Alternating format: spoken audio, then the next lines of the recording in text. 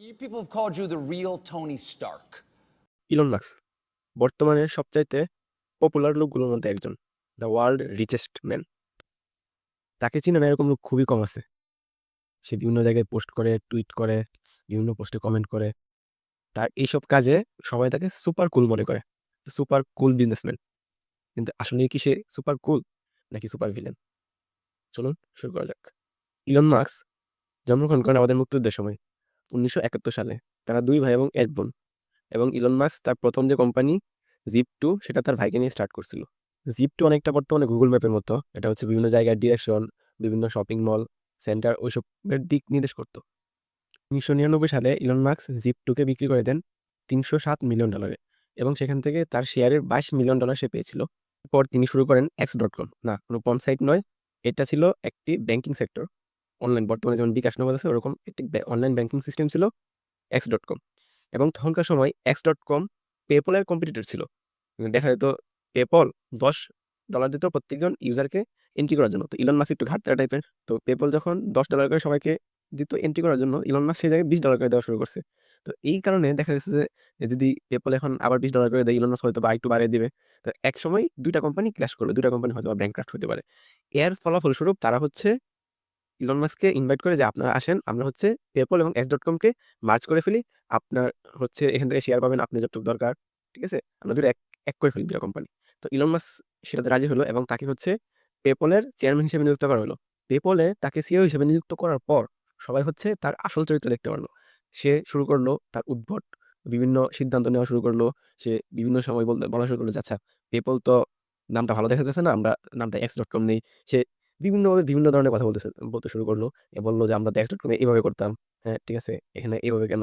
তো দেখা যেত একসময় মার্কসের এরকম উদ্ভট আচরণে, বাজে ব্যবহার, বিভিন্ন ধরনের উল্টোপাল্টা সিদ্ধান্তে প্রত্যেক বোর্ড মেম্বার ক্ষিপ্ত হয়ে ইলন মাস্ককে তাদের চেয়ারম্যান পদ থেকে সরিয়ে দেয়। এরপর 2002 সালে ইবে পেপলকে $2.5 বিলিয়ন কিনে নেন এবং সেখান থেকে ইলন মাস্ক তার শেয়ারের $180 মিলিয়ন পায়। সেখান থেকে মাস্ক তার তৃতীয় কোম্পানি SpaceX স্টার্ট করে $100 মিলিয়ন দিয়ে। মার্কসের উদ্দেশ্য ছিল সে হচ্ছে হিউম্যানকে মাল্টি ইউনিভার্স জাতি হিসেবে তৈরি করতে চাইছিল, এবং SpaceX এর মেইন লক্ষ্যই ছিল সেটা হচ্ছে যে রকেট লঞ্চিং এর খরচ কমানো এবং রিউজেবল রকেট প্রডিউস করা, যেখানে নাসাও পরবর্তীতে ইনভেস্ট করে। SpaceX তার প্রথম একটি রকেট লঞ্চ করে এবং দুর্ভাগ্যবশত সেটি ক্র্যাশ করে। ঠিক তার ১ বছর পর সেটি আবার আরেকটি রকেট লঞ্চ করে এবং দুর্ভাগ্যবশত সেটিও ক্র্যাশ করে। তো মার্কস সে কর্মীদেরকে বলল যে, "আবার শুরু করো, আমরা আবার লঞ্চ করব।" এবং ঠিক তার ১৭ মাস পরে মার্কস তার তৃতীয় রকেটটি লঞ্চ করে এবং এটিও মাঝ আকাশে ক্র্যাশ করে। ৩ বার রকেট ক্র্যাশ করার পর কোম্পানিটি প্রায় ব্যাংকরাফ্টের দোরগোড়ায় চলে আসে। সকল কর্মীরা হতাশ যে এত কষ্ট, এত কিছু। তাদের মূলত ৩ টা রকেট লঞ্চ করার মতোই ক্যাপাবিলিটি ছিল। কিন্তু দুর্ভাগ্যবশত ৩ টা রকেটই ক্র্যাশ করে। কিন্তু মার্কস বলল, "না, আমরা হার মানতে পারি না। তোমরা আবার রকেট তৈরি করার ব্যবস্থা করো। আমি টাকার ব্যবস্থা করতেছি।" এবং মার্কস ওই সময়ই চলে গেল পেপলের ফর্মার ফাউন্ডার পিটার থিলের কাছে। সেখানে গিয়ে সে বলল যে, "আমার হচ্ছে টাকা দরকার।" তো পিটার থিল তাকে বলল যে, "আমি তোমাকে এমনি টাকা দিব না। তুমি হচ্ছে আমাকে হেড ইঞ্জিনিয়ারের সাথে কথা বলাও। এই রকেটটা কি আবারও ক্র্যাশ করবে কিনা?" তো মার্কস তখন যেটা বলছিল সেটা শুনে পিটার থিল নিজে অবাক হয়ে গেছিল যে সে নিজেই হচ্ছে এই কোম্পানির হেড ইঞ্জিনিয়ার। এবং শেষ পর্যন্ত সে পিটার থিলকে কনভিন্স করতে পারে এবং পিটার থিল তাকে আবার টাকা দেয়। এবং মাত্র ৬ সপ্তাহে SpaceX তাদের ৪র্থ রকেটটি লঞ্চ করে। ভাবেন আপনি, ১ম রকেটটি লঞ্চ করার ঠিক ১ বছর পর ২য় রকেটটি লঞ্চ করেছিল এবং তারপর ১৭ মাস পরে আবার ৩য় রকেটটি লঞ্চ করা হয়েছিল। কিন্তু ৪র্থ রকেট মাত্র ৬ সপ্তাহ পর রকেটটি লঞ্চ করে এবং SpaceX সফলভাবে রকেটটি লঞ্চ করতে পারে। মার্কসের এই যে হার না মানা অভ্যাস, এইটা আমার কাছে খুবই ভালো লাগে এবং আমাদের সবারই এই কাজটা করা উচিত। কিন্তু, কিন্তু আমরা জানি প্রদীপের নিচে অলওয়েজ অন্ধকার থাকে। একজন ব্যক্তি যতটাই কুল, ভালো লিডার হিসেবে আমরা দেখি না কেন, তারও কিছু ডার্ক সাইড থাকে এবং সেই ডার্ক সাইডগুলা আমরা আজকে তুলে ধরব। তার বায়োগ্রাফার বলে, মার্কস যখন কাজ করে তখন সে অনেকটা হিংস্র জানোয়ারের মতো হয়ে যায়। সে লোকজনকে ওভারটাইম করায় এবং যতক্ষণ পর্যন্ত কাজ শেষ না হবে ততক্ষণ পর্যন্ত সে লোকজনকে জোর করে কাজ করায়। শুধু তাই না, তার নামে অনেক সেক্সুয়াল অ্যাবিউজমেন্ট, হ্যারাসমেন্ট, বর্ণবৈষম্যতা, ওভারটাইম এরকম হাজারো মামলা আছে। কিন্তু সেগুলো আমরা দেখতে পাই না অনলাইনে, কারণ তাদের কোম্পানি কি করে সেগুলো টাকা দিয়ে একদম ভ্যানিশ করে দেয়। ২০২৪ সালে ৮ জন এমপ্লয়ি SpaceX থেকে রিজাইন করে এবং তাদের মধ্যে 4 জন মহিলা মার্কসের নামে সেক্সুয়াল অ্যাবিউজমেন্টের মামলা করে। শুধু তাই না, একজন ফ্লাইট অ্যাটেন্ডেন্ট মার্কসের নামে তাকে সেক্সুয়াল ফেভারের পরিবর্তে একটি ঘোড়া গিফট করার অভিযোগও করেন। বা তাকে পরবর্তীতে টাকা পয়সা দিয়ে চুপ করে দেওয়া হয়। এরকম আরো হাজারো মামলা আছে। একজন এমপ্লয়ি মার্কসের নামে এই অভিযোগ করে যে তাকে হচ্ছে মার্কস তার বাচ্চার মা হওয়ার অফার করেন এবং সেটিতে সে রাজি না হওয়ায় মার্কস তার পারফরমেন্স লুক ডাউন করে দেয়, তাকে বিভিন্নভাবে হ্যারাস করে, তার স্যালারি নিয়ে খাপজাপ করে। মানে মূল কথা, সে হচ্ছে পুরাই অন্য জগতের একটা লোক, যেটা আমরা সোশ্যাল মিডিয়ায় দেখি তার থেকে একদমই পুরোপুরি ভিন্ন। স্পেসএক্স এর আরো একজন ফর্মার এমপ্লয়ি তার নামে এই অভিযোগ করেন যে মার্কস হচ্ছে একজন স্যাডিস্টিক। যারা স্যাডিস্টিক জানেন না, স্যাডিস্টিক হচ্ছে ওই সকল লোক যারা অন্যের দুঃখ দেখে আনন্দ পায়, এবং এগুলার অনেক ধরনের প্রমাণ মার্কসের ক্ষেত্রে আমরা লক্ষ্য করতে পারি। মার্কস অলওয়েজ টুইটারে টুইট করে, কমেন্ট করে, জোকস করে, আহ, যার কারণে তার প্রচুর পরিমাণ ফ্যান ফলোয়ার। কিন্তু আপনি কল্পনা করতে পারবেন না মার্কসের এই ছোট্ট ছোট্ট পোস্ট, ছোট্ট ছোট্ট কমেন্টের কারণে কত কত কোম্পানি রাস্তায় বসে গেছে। উদাহরণস্বরূপ আমরা ডজ কয়েনের কথা বলতে পারি। ডজ কয়েন সম্পর্কে মার্কস প্রথমে তার বিভিন্ন পোস্টে ভালো ভালো কথা বলে, ঠিক আছে? তো দেখা যায় যে একটা সময় ডজ কয়েনের প্রাইস তার পোস্টের কারণে বাড়তে থাকে, বাড়তে থাকে, বাড়তে থাকে। কিন্তু হঠাৎ করে ডজ কয়েনের প্রাইস একদম ক্র্যাশ করে, যার কারণে কোম্পানিটি প্রায় রাস্তায় বসে যায়। এই কারণে ওই কোম্পানির মালিক মার্কসের বিরুদ্ধে $258 বিলিয়ন মামলা করে। শুধু তাই না, আমরা বিটকয়েনের কথা বলতে পারি। মার্কস প্রথমে পোস্ট করে যে সে হচ্ছে তার কার কোম্পানিতে কার কেনার জন্য বিটকয়েন অ্যাকসেপ্ট করবে। তো দেখা যায় যে লোকজন বিটকয়েন কেনা শুরু করলো, বিটকয়েনের প্রাইস বাড়তে থাকলো। কিন্তু হঠাৎ করে সে বললো কি যে না, বিটকয়েন দিয়ে কার কেনা সম্ভব না। তার এই ছোট্ট একটি সিদ্ধান্তের কারণে বিটকয়েনের শেয়ার মার্কেট একদম নেমে পড়ে। শুধু তাই না, সে প্রায়ই তার টুইটের মাধ্যমে বিভিন্ন শেয়ার মার্কেটের মনোপলি তৈরি করে।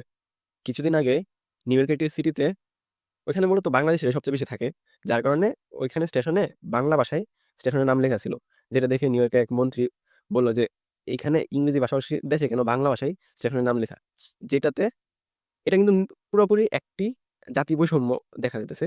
এবং মার্কস সেখানে সমর্থন করে কমেন্ট করে, ইয়েস, ইলন মাস্ক অলওয়েজ নিজেকে টেসলার ফাউন্ডার হিসেবে পরিচয় দেয়, কিন্তু টেসলার অরিজিনাল ফাউন্ডার কিন্তু ইলন মাস্ক নয়। টেসলার অরিজিনাল ফাউন্ডার হচ্ছে মার্টিন এভারহার্ট এবং মার্ক টারপেনিং।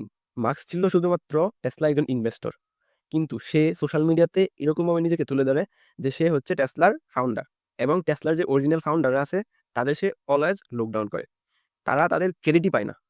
তারা মার্কসের নামে মামলা করে যে মার্কস হচ্ছে তাদেরকে তাদের ফাউন্ডার ক্রেডিট দেয় না। 2009 সালে সেই মামলার নিষ্পত্তি হয় এবং অফিসিয়ালি তারা দুজন টেসলার কো ফাউন্ডার হিসেবে লিস্টে যুক্ত হয়। কিন্তু দুর্ভাগ্যবশত পাবলিক ফিগার হওয়ার কারণে মার্কসকেই সবাই টেসলার ফাউন্ডার হিসেবে চিনে। এবার আসে টুইটারের ক্ষেত্রে। মার্কস জানতো যে সে যদি টুইটারের কন্ট্রোল নিজের হাতে নিতে পারে তাহলে এটি তার মার্কেটিং টুল হিসেবে কাজ করবে। মার্কস অলওয়েজ ফ্রিডম অফ স্পিচের কথা বলে, কিন্তু সে নিজেই ফ্রিডম অফ স্পিচ ব্যাপারটা মানে না। কেমনে? দেখেন, যখন টুইটার মার্কসের কন্ট্রোলে ছিল না, তখন টুইটার বিভিন্ন টুইটার বিভিন্ন বাজে ব্যক্তিদের হচ্ছে নিষিদ্ধ করছিল। তার মধ্যে একজন ছিল ডোনাল্ড ট্রাম্প, ঠিক আছে? এরকম আরো বহুত লোক ছিল, এবং দেখা যেত যে টুইটারে তখনকার সময় 50% রাজনৈতিক পোস্ট মুছে দেওয়া হতো টুইটার থেকে, যেগুলা আমরা মানুষ নর্মাল পিপল দেখতে পারতো না, সেগুলো টুইটার থেকে ব্যান করে দেওয়া হতো।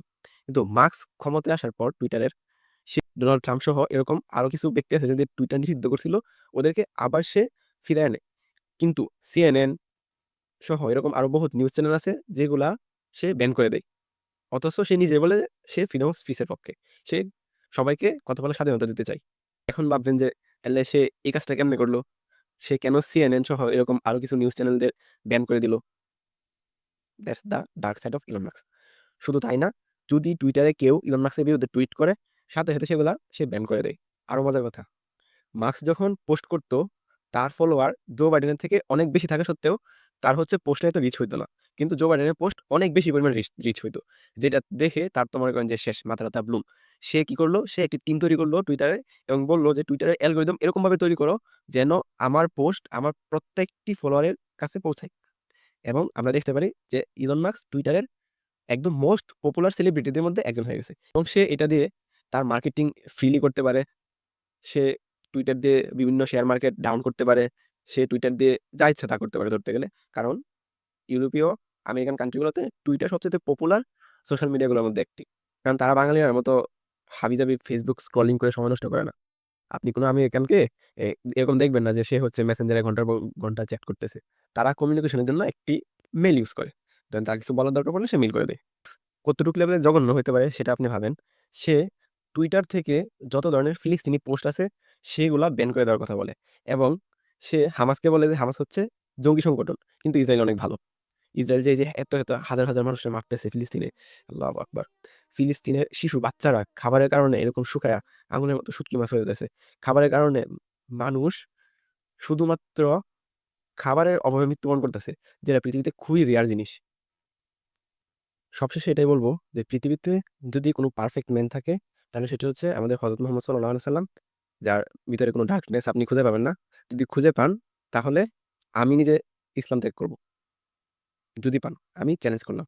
কিন্তু হযরত মুহাম্মদ সাল্লাল্লাহু আলাইহি সাল্লাম বাদে যত ব্যক্তি আছে সবারই ডার্কনেস আছে। কারো বেশি কারো কম। তার মধ্যে যদি আপনি বিলিয়নিয়ারদের কথা বলেন, তাদের মধ্যে ডার্কনেস দিয়ে ভরা। তাই আপনি যদি কাউকে ফলো করেন তাহলে বুঝে শুনে ফলো করবেন। মার্কসের কিছু, কিছু কাজ আছে যেগুলো ভালো। যেমন সে হচ্ছে হার মানে না। সে কোনো কাজ এরকম বলবে না যে আমি হচ্ছে সেটা টুমরো করব। সে সবসময় বলে যে, না, আজকের কাজ আজকেই করব। কিন্তু তার এরকম কিছু ডার্ক সাইডও আছে যেগুলা আপনি শুনলে নিজেও অবাক হয়ে যাবেন। আপনি ভাববেন, সর্বনাশ! মার্কসও এরকম কাজ করতে পারে? বাট হ্যাঁ, সে এর থেকেও বেশি বাজে কাজ করতে পারে। আপনি ভাবেন যে বাবা কিরকম হইলে বাবার নামে ছেলে মামলা করতে পারে। সো আমার সাজেশন এটাই থাকবে। আপনি মার্কসের কিছু, কিছু জিনিস ফলো করেন, বাট ব্যক্তিগতভাবে মার্কসকে পুরোপুরি ফলো কইরেন না। আমি ব্যক্তিগতভাবে মার্কসকে খুবই অপছন্দ করি। তার এই দুমুখী নেচারের কারণে। আজ তো মার্কসের কথা বললাম। আপনি বলবেন বিল গেটস তো মনে হয় অনেক ভালো। না, বিল গেটসেরও ঝামেলা আছে। মাইক্রোসফটের বিশাল বড় একটা ডার্ক সাইড আছে। আপনি বলবেন অ্যামাজনের জেফ বেজোস মনে হয় অনেক ভালো। না, জেফ বেজোসের আরো বেশি ঝামেলা আছে। জেফ বেজোসের কোম্পানিতে এত, এত লোক মারা গেছে, বুঝছেন? আপনি জীবনে কল্পনা করতে পারবেন না যে জেফ বেজোস এরকম কিছু করতে পারে। যদি তাদের ভিডিও আপনারা দেখতে চান তাহলে কমেন্টে জানাবেন। আমি অবশ্যই চেষ্টা করব তাদের ভিডিও নিয়ে আসার জন্য।